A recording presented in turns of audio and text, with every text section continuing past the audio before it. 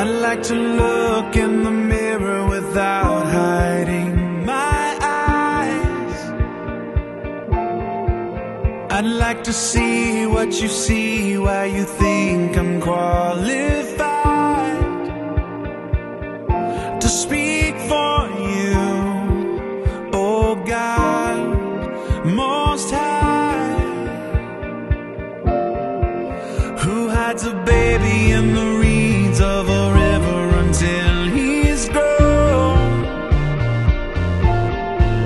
gives him a stage and the strength to deliver his people home. 'Cause I'm tongue-tied, weak in the knees, must be something you only see if Welcome to there's Wednesday night's Bible study. My anything name is Philip Brandon, and this is Seth Parnell. Hello.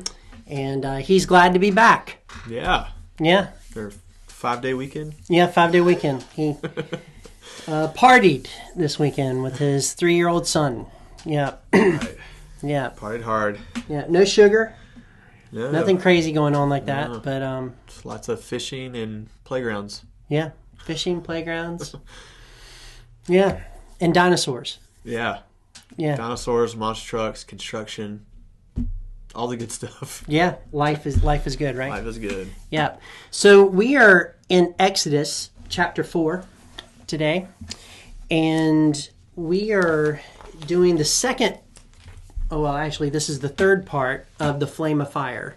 This is the final part of it. This is 3 Bible studies that has dealt with the burning bush experience and the call of Moses. And of course, last week we talked about 2 questions that he had for God and the responses there. And this week we start with chapter 4 with the third question that he has, or the third concern that he has Okay. for God. Moses, in these questions, continues to probe the difficulties that he expects that are ahead of him if, and at this point it's an if for him, if he goes back and does this. So he's trying to talk this through with God, who is a part of a burning bush, who is talking to him out of the burning bush without the burning bush actually burning, as if God might have made a little mistake. Is what he's doing, right? In 3:18, just a little reminder, Moses currently at this point has the assurance that God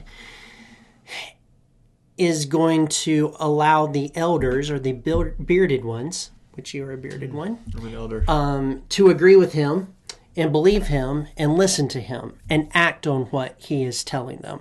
So he's already given that confirmation that will happen. But Moses still has doubts, and he doubts that the people in general will be prepared to accept what he has to say. Okay, so that brings us to chapter 4, verse 1. And let's just read verse 1 through 9. It says this: Then Moses answered, But behold, they will not believe me or listen to my voice, for they will say, The Lord did not appear to you. The Lord said to him, What is that in your hand? And he said, A staff. And he said, Throw it to the ground. So he threw it on the ground, and it became a serpent. And Moses ran from it. But the Lord said to Moses, Put out your hand and catch it by the tail. So he put out his hand and caught it, and it became a staff in his hand, that they may believe that the Lord God of their fathers, the God of Abraham, the God of Isaac, the God of Jacob, has appeared to you. Again, the Lord said to him, Put your hand inside your cloak. And he put his hand inside his cloak. When he took it out, behold, his hand was leprous like snow. Then God said, Put your hand back inside your cloak. So he put his hand back inside his cloak, and when he took it out, behold, it was restored like the rest of his flesh. If they will not believe you, God said, or listen to the first sign, they may believe the latter sign. If they will not believe even those 2 signs, or listen to your voice, you shall take some water from the Nile and pour it on the dry ground, and the water that you shall take from the Nile will become blood on the dry ground. So, first, is his third objection. And it's basically, what if they do not believe me? And that's found in verse 1. Then Moses answered, but behold, they will not believe me or listen to my voice, for they will say, the Lord did not appear to you. Not believe. He is remembering what happened 40 years ago when he tried to be the deliverer back then. And people just did not believe that he was the deliverer.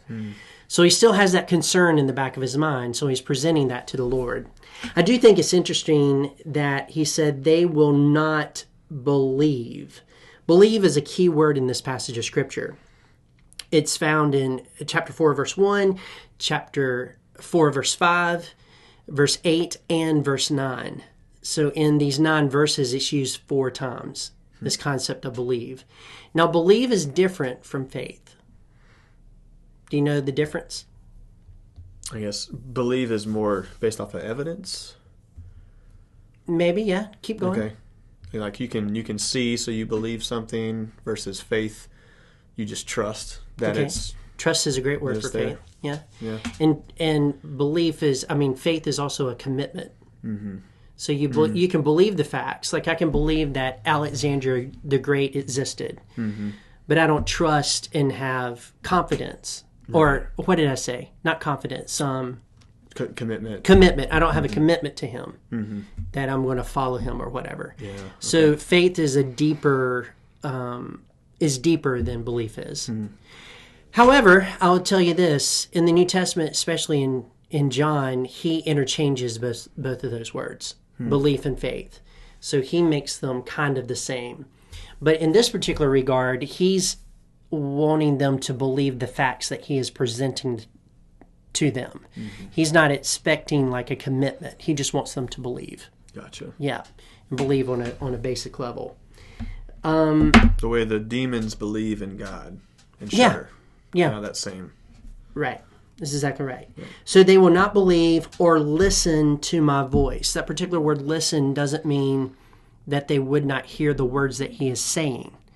That word listen has to do with action. So it's not a commitment. It's not the trust and commitment. It's believing and acting on the information that they have received. They're not making a commitment to it. They're not really trusting at this point at that level, but they believe it enough to act. Yeah. And so to know that they really listened and understood what he was telling them from the Lord, he wants action. So he's concerned that he'll tell them this and they'll just hear it and not act. So that's why he's saying, or listen to my voice. It's not that they're going to ignore him. It's that they're going to hear him and not act on what he's saying, is what they're talking about. So what does God do? God gives him the ability to do 3 miracles. Okay? So you're going to tell them this, and so that they can act on what you're saying, so they will know that you came from me. I'm going to give you 3 miracles that you can do. So the first one is, the Lord said to him, what is in your hand? And he said, a staff. And he said, throw it on the ground. So he threw it on the ground, and it became a serpent, and Moses ran from it. Who wouldn't run from a serpent, right? I don't mind snakes, but a snake does make me stop. Right. I don't necessarily run from it, but I do kind of back up a little bit and get my bearings to where it's at, where it can strike, what it's doing, what type of snake it is. There's a lot of respect for it. Yeah. So you know that when he laid down the stick, right, the staff, and it became a snake, it was shocking. Yeah. It was very shocking. Currently, right now, in my house, I purchased a Lego spider. It's about this big. And so I placed it under furniture and stuff, and it's got Nicole a couple of times. I don't know if it's got Quinn yet, but it's got Nicole a couple of times. It actually looks real from a distance, right? Wow. So you jump back. How big is it? It's about this big. Wow. Yeah, and so you stick it up underneath the dresser, and it's just peeking out in the shadows, and you can't tell it's Lego, but you can see the shape of the spider. That's crazy. And like in your mind that there's not a spider that big in the state of North Carolina. Like we say they're that big, but they're not really that big. But this is really that big. And so I think about that on another level. Like, you're not expecting that staff to become a snake. Yeah. And it does, so he runs from it. Of course he runs from it. But that means he ran and he came back.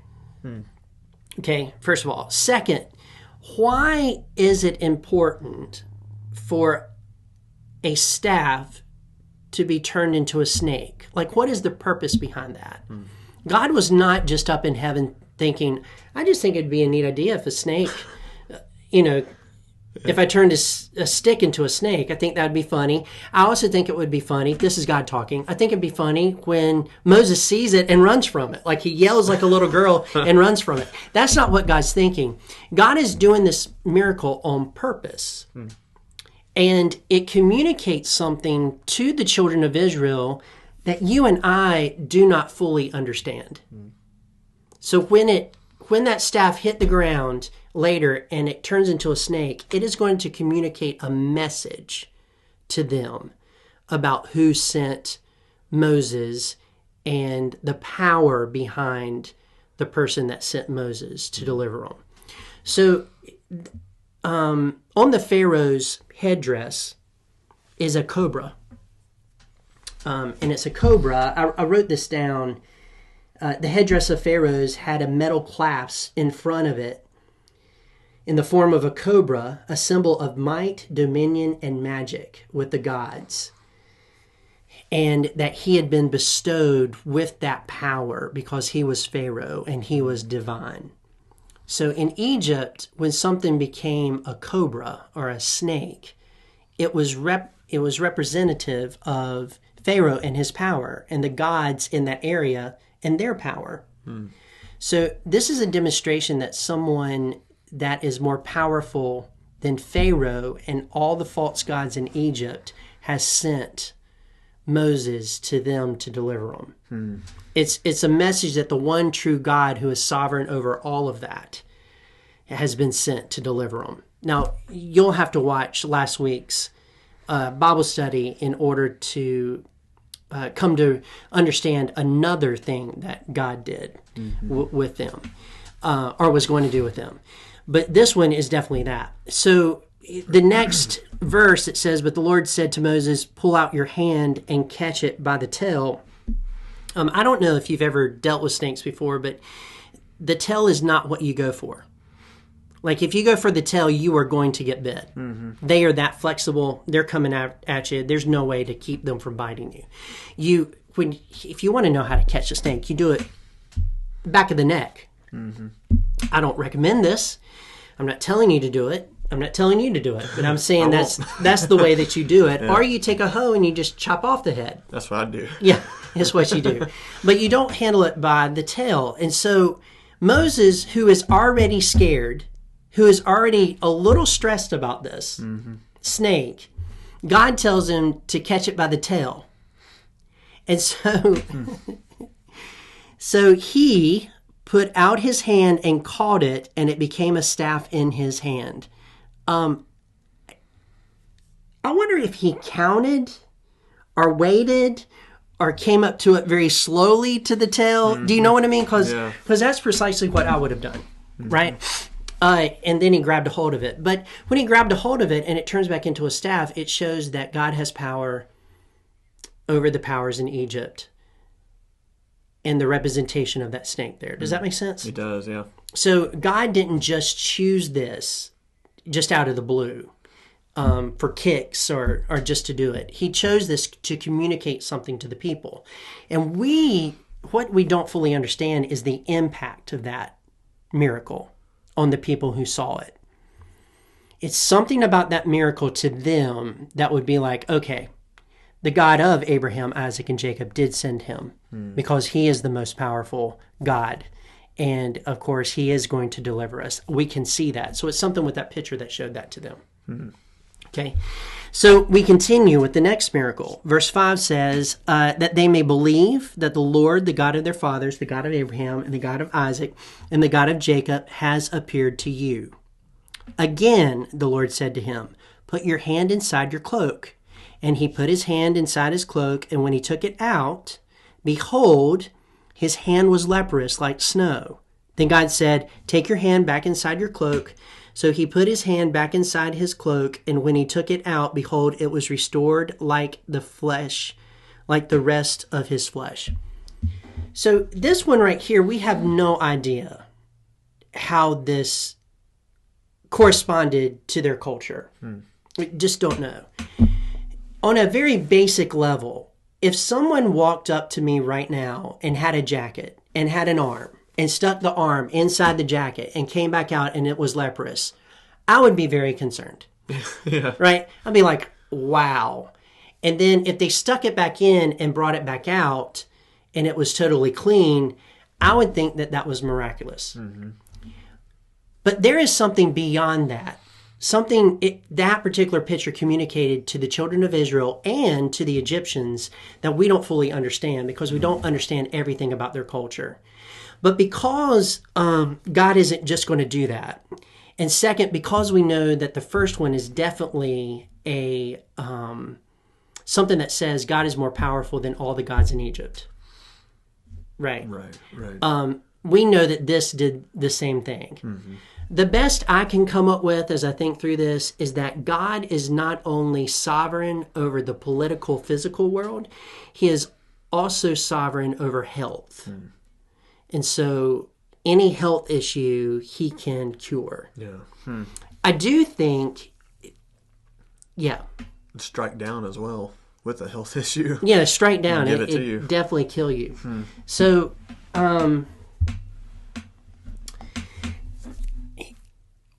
what to me this points out is that whereas Moses was called, there's a certain level of stress that comes with the call of God. He doesn't want to go. He doesn't think he's qualified. Set that aside. God has asked him to do 2 miracles. One was a snake. That was a little stressful. And then his hand turns into leprosy. His arm turns into leprosy.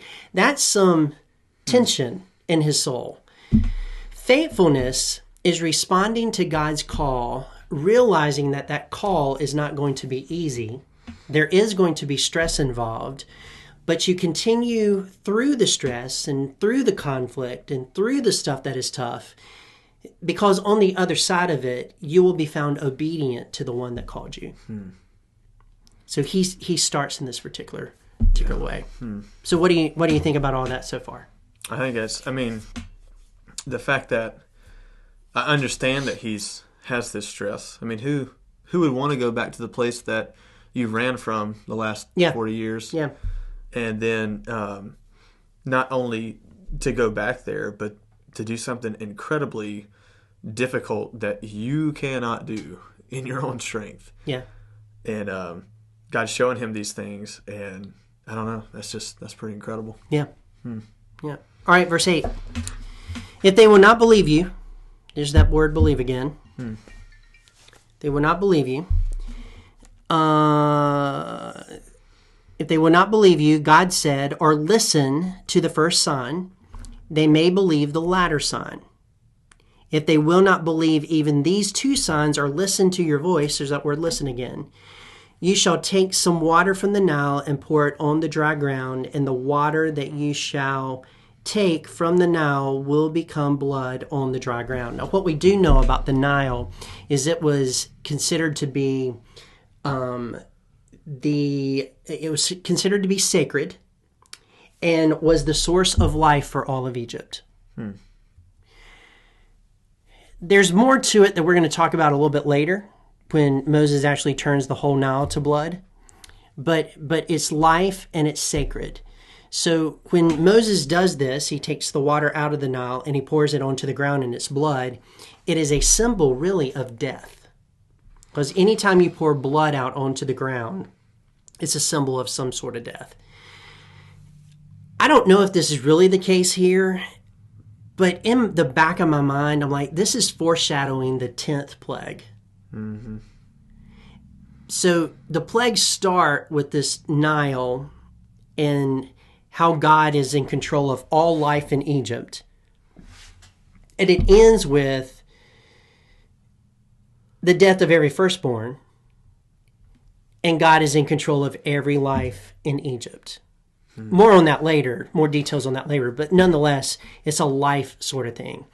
So whereas we don't understand the leprosy, what we do understand is the first one, definitely right to the gods, right to Pharaoh. It's on his headdress. It's a clasp. This one's definitely a sacred river that's turned to blood, considered to be the source of life for all Egypt. And now a sovereign creator is showing the Egyptians that he is really in control of everything that goes on in Egypt, not their little gods. Yeah. Yeah. So, what do you think up to this point? Well, I mean, kind of even going back, I did not know that piece of information about the Pharaoh's having the snake on the thing on his headdress, whatever that's called. Yeah. I didn't know that would communicate that particular thing. Right. Like, this is the God who's in control of all of these things, and this is who you're supposed to be listening to. And that really gives that more of that weight. And then adding that, the death. Yeah. He has power over death as well. Yeah. So you need to listen to him. Yeah, he has a power over life and death in Egypt. So he's sovereign over all. Yeah. Yeah, and your gods aren't going to be able to do anything about it. Yeah. Yeah. It sounds like after just those three, they should have listened. Yeah. Right. I mean, you'd think. Yeah, you would think. Verse 8 says, if they will not believe you, God said, or listen to the first sign, they may believe the latter sign. That the way that is written in the Hebrew is if they will not listen to the voice of the signs. So that's how we know that these signs were not just a spectacular magic trick. They were actually a voice and communicated with a picture something to the people. And we can only go so far as to understand what that actually is. Yeah. All right. Let's move on. Verse 10. Let's do it. Okay. But Moses said to the Lord, "O my Lord, I'm not eloquent, either in the past or since you have spoken to your servant, but I am slow of speech and of tongue." So this is his fourth objection. We're not going to read all the way through this yet. Fourth objection. He is saying that he's not eloquent, that he cannot speak really well. A couple of things about this. First of all, but Moses said to the Lord. That particular word for God there is Adonai. This is the first time that Moses has directly mentioned God's name in this whole passage. He does not use Yahweh, I am, which God has said, when they ask you what my name is, say I am. Moses is not using that. He's using Adonai. Adonai is more of a, instead of like God, sovereign, and all that, is more like Lord, like a slave would have a Lord, or a servant would have a Lord. And so he's using this Lord sort of thing. And it is really the first sign that he doesn't want to do this. It's really the first sign that he doesn't want to do this. I'm trying to think of an example of that. It's like when you have a boss and you don't want to do something that they want you to do and you're trying to get out of it, and you say, you're a really great boss. I'm really glad that I'm working for you. I am your servant. Try to butter them up. And then you say, I just don't want to do this. Right. So you're acknowledging their position, but you're doing it to manipulate to get out of whatever they're asking you to do, is what you're doing.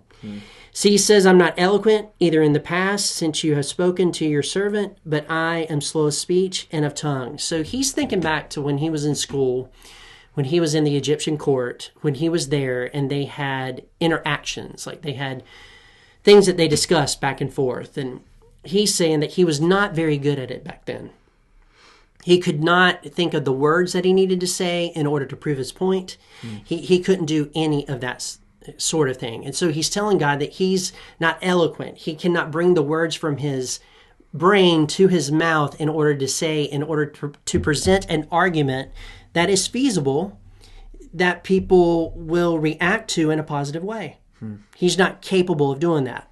He doesn't stutter. He doesn't have a speech impediment. He just has a slow processor. Is what he's saying. And he might have had a slow processor, for real. But then the Lord said to him, who has made man's mouth? And who makes him mute, or deaf, or seeing, or blind? Is it not I, the Lord? Now therefore go, and I will be with your mouth, and teach you what you shall speak. A couple of things about this. God says, I created you. I think I can give you the words to say. You go, you speak, and I will give you the words to say. That's really our approach. That's really what our approach should be to preaching or teaching a Bible study, really. It's not that we don't prepare, Right. but that we just go, we get into the moment, and we just allow God to speak through us. That's really what should happen. Verse 12, now therefore go is a command. You are going, I'm telling you to go, I'm commanding you to go, and I'm going to be with you. So this I'm going to be with you relates back to chapter 3 where he says, I am with you. It's a connector there. In fact, it points back to that. So not only is God with you, I'm going to explain to you, Moses, what that means. I am with you, and when I'm with you, I'm going to give you the words you need to say. You know, this is also a promise that is made to the apostles. Yeah. Don't prepare what you're going to say before the government when they try to kill you. I will give you the words to say in that moment. This is the same sort of feature. But Moses says, oh, my Lord, please send someone else. So now we're down to what was really prompting all four of those questions and those concerns. Moses doesn't want to go. He doesn't want to go. And he says, oh, my Lord, please don't make me go. He's saying he's his servant, but he just doesn't want to go. He just doesn't want to go. This is really rebellion. Okay. I need to pause here a moment to say we don't consider this to be rebellion, I think, in our country, at least when it comes to parenting. And when a kid, you tell your child to do something and they say, I don't want to do it. And they don't do it like, I don't want to do it, but they do it, I really don't want to do that. And it pulls on your heartstrings and then you don't make them do it. We need to understand that that is rebellion. Yeah, it's a rebellious spirit. And that's precisely what is happening here. And you might think, well, that's a little harsh, Philip. He's just saying, I just don't want to do it. And my kids have said, I just don't want to do it. And I feel bad for them. So I do it for them. Well, you've just supported their rebellion. And when Moses does this to God, he is not really pleased. Verse 14, then the anger of the Lord was kindled against Moses, and he said, is there not Aaron, your brother, the Levite? I know that he can speak well. Behold, he is coming out to meet you, and when he sees you, he will be glad in his heart. Then the anger of the Lord was kindled against Moses. This was an intense moment. Now, a lot of people explain this anger of God away because they're concerned, because most of our anger is sinful. Right. If not 99% of it is sinful. We really struggle as humans to have appropriate anger and it not go out of control. Right. So what often happens is people try to explain away the anger of the Lord to where it's not really anger. It's not really that bad. It's not really that intense. It's not really that scary. I'm here to tell you this was scary. It says kindled. That means his temperature rose. He got angry. Something happened pretty powerfully in that moment. In my little imagination, I'm thinking that the burning bush just got bigger. That would make sense. And God got just a little bit louder. Yeah. Because it's not a sin to get louder. It's not a sin for that bush to get bigger. But whatever happened changed Moses' demeanor toward God in that moment. He went from not wanting to go to the thought of, I've got to go.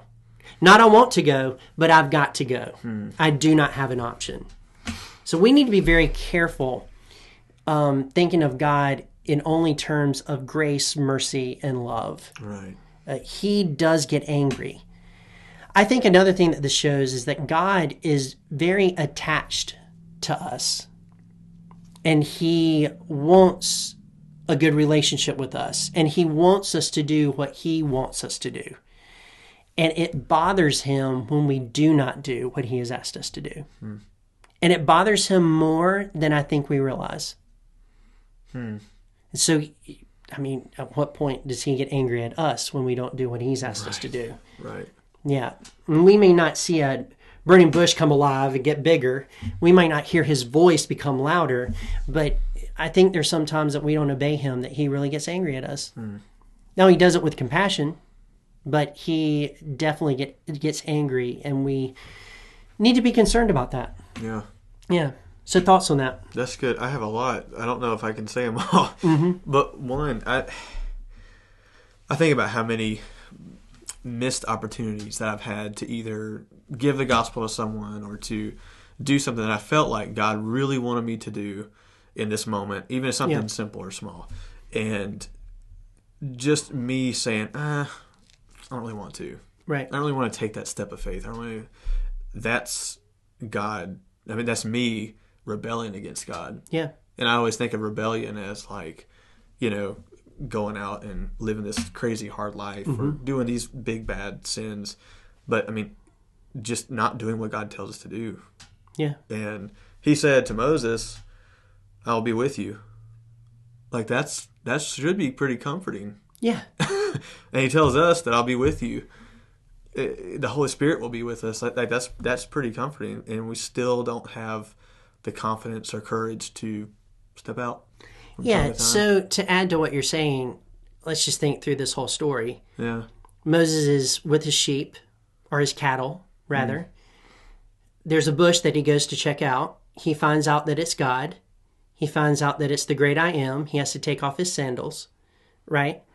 And he presents his first objection. God answers that objection. He presents his second one. God says they're going to believe you. And he also tells him what the end result of the deliverance will be. You're going to come back to this mountain. That's going to be your sign. We get to this third one, and I don't think they're going to believe me. Well, let me give you 3 miracles. Yeah. I'm not teaching you how to do a magic trick. I'm actually working this power through you. Right? And then he tells him, not only am I with you, but I'm going to give you every word that you need to say. All the while this bush is burning. And then for Moses to say, I just don't want to go. Can you send somebody else? You can see how agitated God would be over that, right? I've given you everything, Moses. Yeah. And God already knew that this was going to happen before he even made the burning bush burn. Because he already has Aaron coming in Moses' direction. Right. Yeah. So when he says, therefore go, God isn't going to take no for an answer. God also knows that when he flares up in anger that Moses is going to turn and Moses is going to follow him. Right. He's not going to say he wants to. He's going to do it because he's supposed to. Right. And I don't think there's anything wrong with obeying God because you're supposed to. Yeah. You know? You don't have to want to. And I think want to is kind of weak and shallow. Yeah. We obey because we're supposed to. That's like real submission. Real submission. So the interesting thing here is that Aaron and Moses are a team. And God speaks to Moses speaks to Aaron speaks to Pharaoh. That's how it's supposed to go. So it's all God's message to Pharaoh. Yeah. But then it kind of changes. It's interesting how all that works. I also think we give Aaron a tough time because he allowed the people to make an idol in the wilderness. This is a little bit later. I'm giving some stuff away. Jumping ahead. But he gets a bad rap over that. And he should, because that wasn't a good moment. The other not so good moment that he had was when he teamed up with Miriam to take over. That wasn't a good moment either. But here, Aaron is seen as somebody with faith. He's going to have flaws later on. He's going to fall. He's going to do something wrong. But that doesn't mean that he's not a man of faith. Now wasn't a man of faith then and just made a mistake. After all, the whole Levitical priesthood is based on Aaron. Yeah. Right? So he is kind of flawed. So two people, a murderer and then a idol worshiper, is chosen by God to lead the people of Israel. And God already knew their hearts. He knew what they were capable of. He knew what they were going to do. And he still called them to do a job for him. Yeah. Because at the end of the day, it does matter your faithfulness to God, but it doesn't matter your qualifications. The only qualifications that you need to understand is God's. Yeah. And he's with you, and he's going to accomplish great things through you. To just trust him. That makes sense? It does. Yeah. It does. All right. Verse 15, you shall speak to him and put the words in his mouth, and I will be with your mouth and with his mouth, and will teach you both what to do. He shall speak for you to the people, and he shall be your mouth, and you shall be as God to him. And take in your hand this staff with which you shall do the signs. A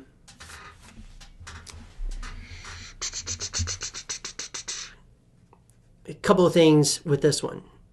First, Aaron, he's coming out to meet you in verse 14. And when he sees you, he will be glad in his heart. That particular phrase there is, he's not glad because he's seeing his brother. He is glad because God has given him a message through his brother. But he's glad about the message. He's glad about the prospect of deliverance. He's glad about being freed from slavery. He's glad that God is involved. So he's very happy about that. I think we miss out on that sometimes. He's very glad. And then here's the last one. Take in your hand this staff with which you shall do the signs. God is taking a man with a staff to go up against the army of the Egyptians. Wow. God is sending a man with a staff to go up against the power of one of the strongest empires in the world in that moment.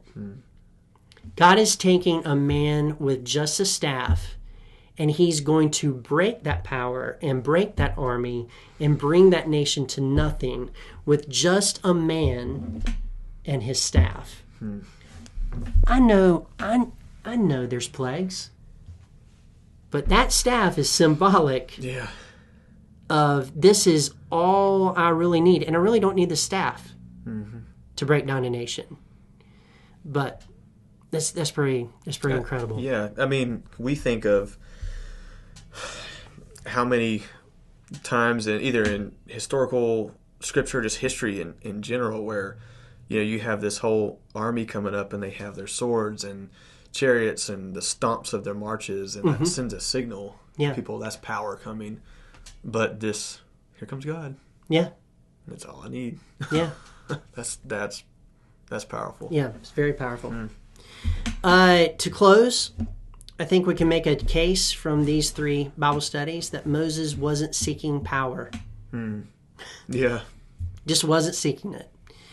He resisted it. But then got scared into it. Right. It's basically it. He got scared into it. And you know what? If it takes God scaring me to get me into his will, I want him to scare me. Yeah. All right. That's good. Well, that's it. Well, thank you for listening. And until next time, grace and peace.